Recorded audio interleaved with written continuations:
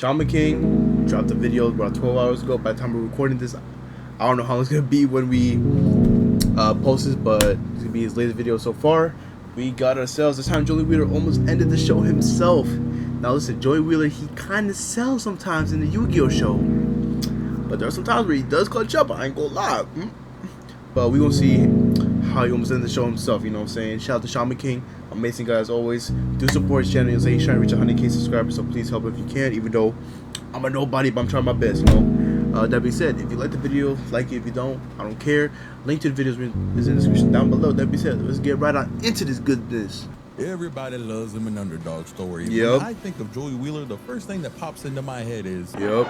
There's no need to fear. Underdog is here. Boy, I know Underdog is here. Half of my audience. Despite how Seto Kaiba and so many people treat our boy Joey, Joey Wheeler is probably one of the most impressive duelists in That is Yu-Gi-Oh! true. That is true. When you take to the account that he's only been dueling professionally compared to others for a short time, and with only a few months under his belt, was able to go to Duelist Kingdom for the weekend during the time where Yu-Gi-Oh! Just didn't have any rules and was really just paid to win.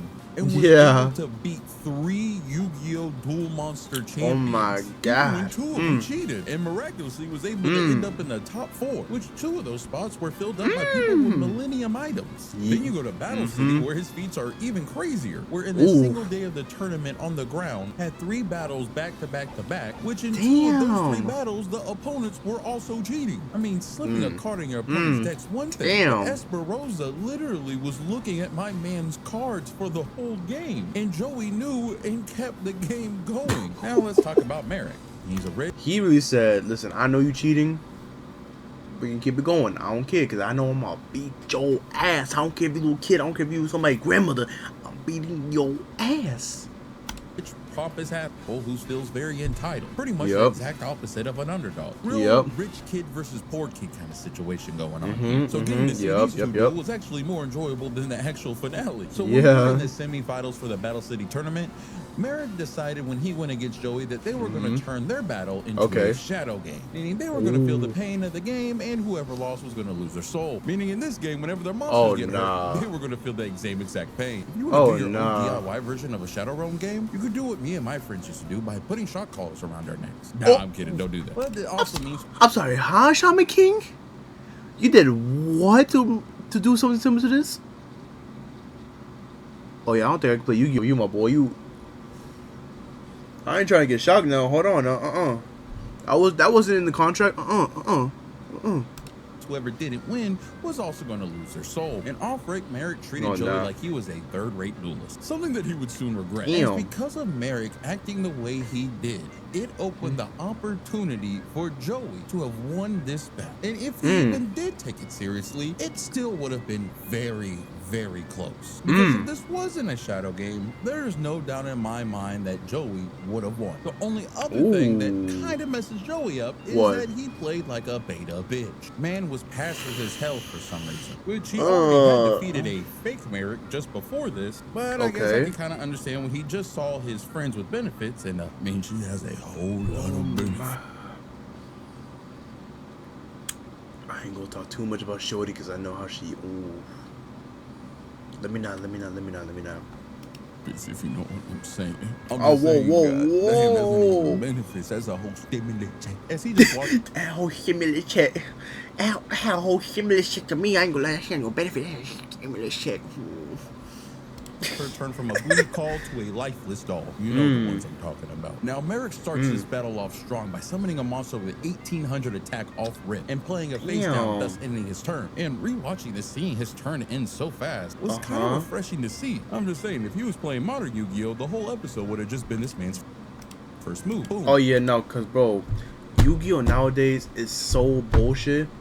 Cause they can like play one card that does a thing where like you can put down 2 spell cards, and each spell card makes you draw 6 cards each, and then bada bing bada boom, you sacrifice 11 out of those 12 cards, so you can play 1 card, so you can sacrifice that 1 card to summon a like a bigger monster, and use that monster to do a spell an effect to bring back like 9 of those 11 cards back into your hand. With that, be able to put in 3 of those cards that are monsters into the field, just for you to sacrifice all 4, just to get another monster just to do the same effect over again. Like, stop!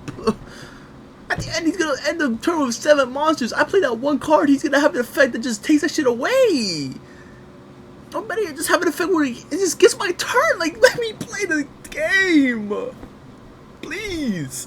I want you to go back to the old days. Got him. But when it gets to Joey's turn, either his inexperience or him being overly conscious really starts to show. And summoning Alligator Sword was kind of bad when you consider that he had Rocket Warrior in his hand, which would have been a card that would have been able to handle that 1800 attack behemoth and would have turned the tables very quickly for it. But because of this blunder, Merrick was able to summon a monster and able to take out his Alligator Sword, making Joey take the first bit of damage, which pretty much equates to him being drilled to death. Which putting enough time on hey yo, what in the robot chicken? For Joey, he was able to summon his Wakanda Forever. Oh nah. He was able to get the first bit of chip tape. Why? For Joey, why his eyes chant? Oh my god, he locked in eyes. Warrior was able to get the first bit of chip damage off on Merrick. But with Merrick being a little bit of a crazy boy, he actually enjoys the pain immensely. You heard me right, my man enjoyed the pain of being cut in half. What did this children's card game do to him? So after Merrick just tanking a whole slashing, he summons a monster, and instead of attacking Joey, he actually skips his attack phase. Why did Merrick do this, pray tell? Well, he just did the equivalent of grittying on your opponent. Merrick does not want to win this battle by draining his opponent's life points.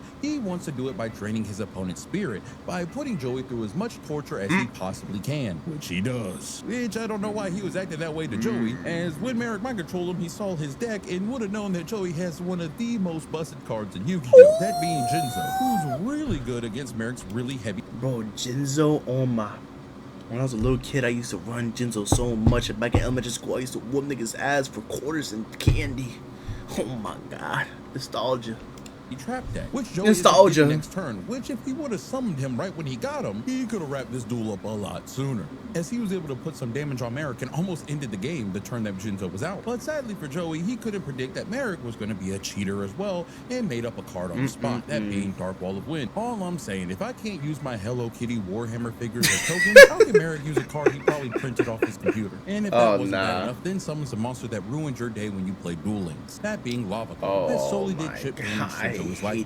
It's so making Joey feel like he's being burnt by lava. So if you added to the fact of him being drilled to death, burnt to life by lava, oh, I forgot to mention he got electrocuted 6 times. Joey's not doing so good. Realizing he needs to end this quickly, he goes and tries to summon his boss monster. So trying his best to finish this as quickly as he can, ends up like me when I go on a date, not able to seal the deal. This Merrick activates his trap card that's able to get his Winged Dragon of Ra on the field. And even though with the Winged Dragon of Ra, he wasn't able to kill Joey, meaning he was able to destroy his monster, meaning that Joey had to feel that pain. And I imagine being bathed in the flames of Egyptian god of rage doesn't feel so good. But my man has faced multiple deaths in one match. This man could be in a ReZero spinoff, as his New York spirit really came through. And unlike them towers that day, let's go. Sternum business. Sternum business. It was at this moment he knew.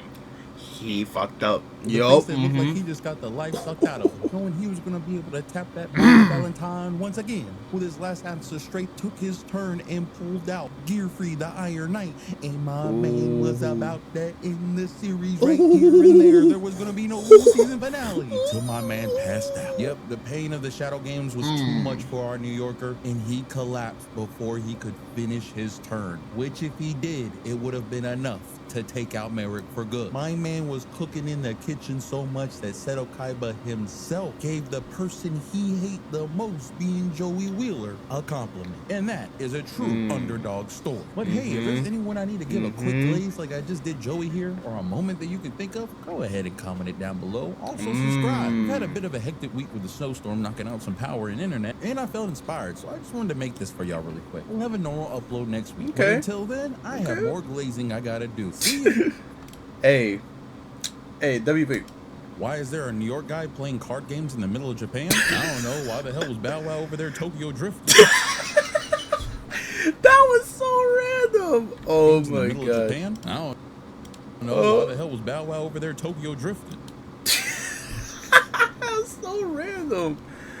Anyway, shout out to Shaman King for this nice quick video, man. That shit was funny, you know what I'm saying? Showing how, you know what I'm saying, Wheeler was really that guy, you know what I'm saying? He got the baddest bitch on the planet, you know what I'm saying? He had some W cards, but listen, he was playing dumb. He was playing dumb, but listen, you know what I'm saying? He was He's still on business. That's all I'm gonna say. You know what I'm saying? Shout out to Shaman King as always. Wonderful video. If you want to watch the video yourself, links in the description down below.